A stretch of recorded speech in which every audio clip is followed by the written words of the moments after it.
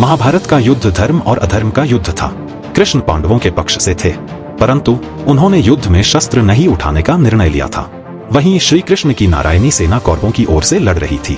युद्ध में कभी कौरवों का तो कभी पांडवों का पलड़ा भारी लगता। महाभारत के युद्ध में कुरुक्षेत्र की रणभूमि पर श्री कृष्ण ने प्रत्यक्ष रूप से शस्त्र नहीं उठाए, लेकिन अर्जुन का सारथी बनकर श्री कृष्ण युद्ध भूमि में अर्जुन का मार्गदर्शन करते रहे। द्रौपदी के भाई धृष्टद्युम्न पांडवों के सेनापति थे। वहीं कौरवों के तरफ से गंगा पुत्र भीष्म सेनापति थे। उनके नेतृत्व में युद्ध लड़ा जा रहा था। कौरव दल पूर्ण बल से युद्ध करने के बाद भी 5 पांडव में से किसी का भी बाल भी बांका न कर पा रहा था। कौरवों के प्रधान सेनापति भीष्म 10 दिनों तक पांडव सेना पर भारी पड़े थे। प्रतिदिन भीष्म हजारों सैनिकों को मार रहे थे, परंतु दुर्योधन भीष्म पितामह पर कहीं न कहीं संदेह कर रहा था। उसे लग रहा था कि पितामह भीष्म जानबूझकर पांडवों का साथ देते हैं और उन्हें मारना नहीं चाहते। यही सोचकर एक रात दुर्योधन भीष्म से सीधे बात करने के लिए उनके पास शिविर में पहुंचा। जब दुर्योधन भीष्म के शिविर में पहुंचा तो देखा भीष्म चिंतनशील होकर शिविर में बैठे थे।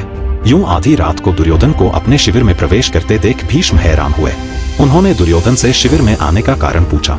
दुर्योधन ने गुस्से में कहा, पितामह, आपके मोहपूर्ण अन्याय के कारण मैं आधी रात को आपके शिविर में आने के लिए विवश हुआ हूँ। आप अगर पूरी कर्तव्यनिष्ठा और मोहरहित होकर पांडवों के साथ युद्ध करते तो शायद मुझे यहाँ आने की आवश्यकता नहीं पड़ती। युद्ध शुरू हुए 10 दिन बीत चुके हैं, लेकिन आप अभी तक पांडवों को पराजित नहीं कर पाए हैं। आप संसार को दिखाने के लिए युद्ध का अभिनय कर रहे हैं। आपको आज भी पांडवों से अति प्रेम है और आप मेरे सेनापति होते हुए भी पांडवों को युद्ध जीतते देखना चाहते हैं। अपने बारे में दुर्योधन के मुख से ऐसी बात सुनकर पितामह भीष्म बहुत दुखी हुए। दुर्योधन के मुख से कटु वचन सुनकर भीष्म ने दुर्योधन से पूछा, तुम क्या चाहते हो पुत्र दुर्योधन? दुर्योधन ने कहा, पांडवों की मृत्यु, और इसके लिए आपको अपनी दिव्य शक्तियों का प्रयोग करना होगा। पितामह भीष्म ने अपनी शस्त्र विद्या का प्रयोग करते हुए सोने के 5 अचूक तीर निकाले और इसे अभिमंत्रित करके बोले, दुर्योधन, तुम व्यर्थ में संदेह करते हो। इन बाणों से कोई नहीं बच सकता। कल का दिन युद्ध का अंतिम दिन होगा। एक ही दिन में 5 पांडवों को इन बाणों से समाप्त कर दूंगा। फिर पांडवों के मरते हुए युद्ध का परिणाम तुम्हारे पक्ष में होगा। पितामह भीष्म की बात सुनकर दुर्योधन प्रसन्न हुआ, लेकिन अगले ही क्षण उसके मन में पितामह भीष्म के प्रति संदेह उत्पन्न हो गया। दुर्योधन ने भीष्म से कहा, पितामह, आपकी योजना बहुत अच्छी है, किंतु मुझे फिर भी संदेह हो रहा है कि आप इतनी जल्दी और आसानी से पांडवों को मारेंगे। हो सकता है आप मोहवश या प्रेमवश उन्हें ना मार पाएं। अतः आप इन बाणों को मुझे दे दें। मैं युद्ध भूमि में आपको ये 5 बाण दूंगा और आपको आपके कर्तव्य की याद दिलाऊंगा। तब आप पांडवों का वध मेरे सामने कीजिएगा।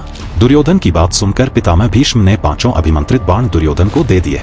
दुर्योधन अपनी संभावित जीत पर बहुत खुश था। वह बाण लेकर अपने शिविर में चला गया।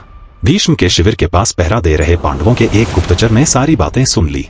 उसने महाराज युधिष्ठिर को आकर सोने के बाण के बारे में सूचना दी। तब भगवान श्री कृष्ण भी वही थे। युधिष्ठिर ने भगवान श्री कृष्ण से कहा, हे गोविंद, पितामह के इन तीरों के प्रतिकार हम कैसे करें? इस बात को सुनकर श्री कृष्ण युधिष्ठिर संग तुरंत ही अर्जुन के शिविर में पहुंचे और अर्जुन को पूरी घटना बताई। श्री कृष्ण ने अर्जुन से कहा कि पार्थ, तुम्हें दुर्योधन से उन 5 बाणों को मांगना होगा। श्री कृष्ण की बात सुनकर अर्जुन ने अचंभित होकर पूछा, दुर्योधन भला वो तीर मुझे क्यों देगा? तब श्री कृष्ण ने अर्जुन को स्मरण दिलाया कि एक बार अर्जुन ने दुर्योधन को यक्ष और गंधर्वों के हमले से बचाया था। तब दुर्योधन ने प्रसन्न होकर अर्जुन से कहा था कि वो कोई भी कीमती चीज दुर्योधन से मांग सकता है। उस दिन अर्जुन ने बात को टालते हुए दुर्योधन से कुछ नहीं मांगा था। अब वो समय आ गया है। अर्जुन को श्री कृष्ण की बात सुनकर सब स्मरण आ गया। युधिष्ठिर की आज्ञा से अर्जुन दुर्योधन के शिविर में पहुंचे।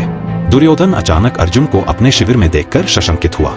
अपनी शंका को छुपाते हुए जोर जोर से हंसते हुए दुर्योधन ने अर्जुन से कहा, आओ अर्जुन आओ, क्षमा मांगने आए हो क्या? तुम्हारे प्रिय पितामह ने जो तुम्हारी सेना के साथ किया उससे भयभीत हो क्या? इस रात्रि में आने का क्या कारण है? बताओ, क्या सहायता मांगने आए हो? अर्जुन ने कहा, भ्राता दुर्योधन, प्राणिपात, सही समझा आपने, मैं आपसे याचना करने ही आया हूँ, परंतु मेरे मांगने से पहले ही आप उसे देने के लिए विवश हैं। दुर्योधन हंसता हुआ बोला, मैं विवश हूँ अर्जुन? याचक विवश होता है, दाता नहीं।